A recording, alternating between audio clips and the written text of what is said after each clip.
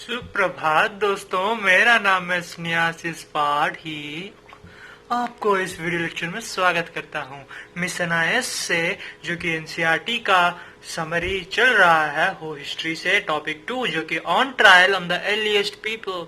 On the trial of the earliest people मतलब क्या है? ट्रायल मतलब क्या है? अर्लीस्ट का मतलब क्या है? पीपल का मतलब क्या है? ऑन द ट्रायल मतलब एक ट्रायल कब से चल रहा है। तो फिर अगर देखें तो ह्यूमन लाइफ क्या है, कब शुरू हुआ है ह्यूमन लाइफ?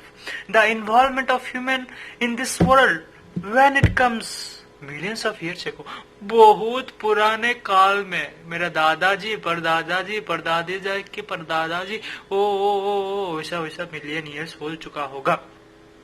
ठीक है, मिलियन ईयर्स से ह्यूमन लाइफ का इवोल्यूशन स्टार्ट हो गया है।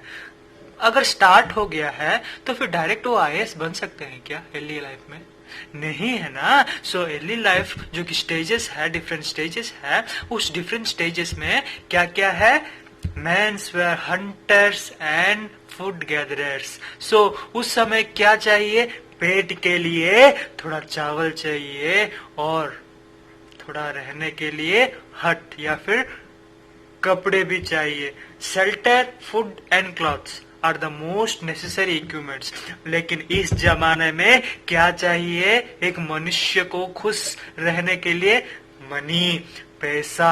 पैसा ही कुछ है, पैसा ही सब कुछ है। अगर आपको जीना है तो फिर आपको पैसा, आपके पास थोड़ी ना थोड़ी पैसा ही रहना चाहिए। अगर पैसा है तो सब कुछ चल सकता है इस 21st सेंचुरी में। नेक्स्ट पॉइंट यही है कि the hunted wild animals, fishes, gather foods, nuts and seeds. तो अगर बहुत पुराने जमाने में हमारा क्या था?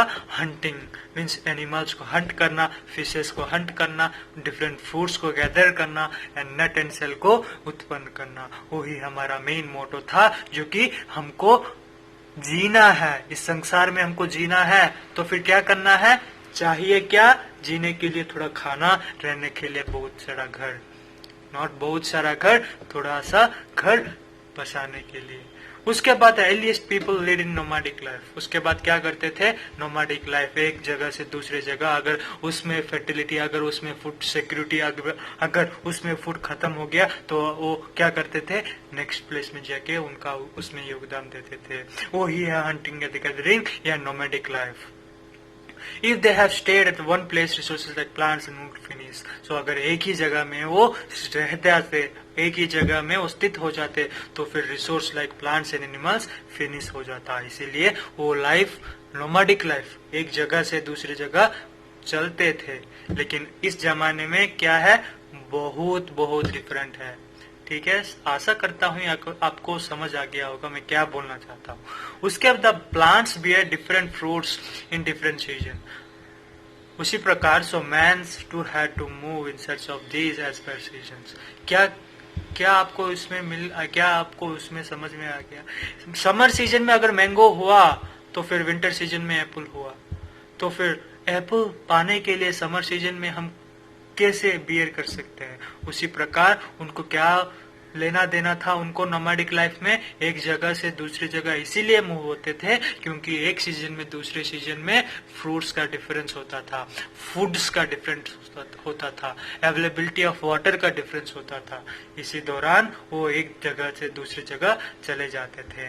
Peoples had to move whenever waters are available and there are known as early people. And how do we know about early peoples? So early peoples के बारे में हमको कैसे पता चल गया?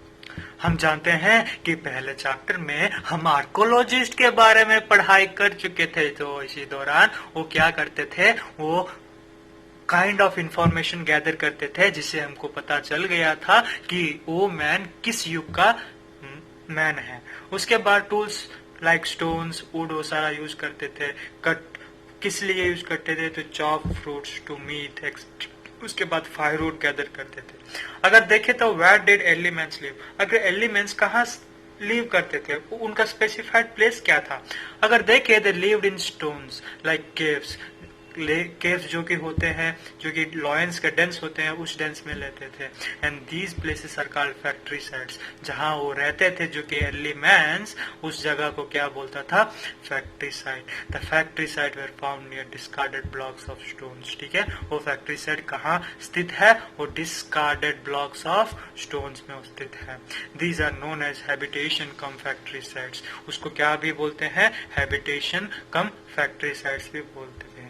उसके बाद अगर देखे very very important point, stone age. Stone age किसे कहते हैं? The period where mostly stone tools were used. उसको क्या बोलते हैं? Stone age. जहां में स्टोन एज का व्यवहार करते थे और स्टोन्स का ही बहुत इंपॉर्टेंस देते थे, उस एज को हम क्या बोलते हैं? स्टोन एज बोलते हैं।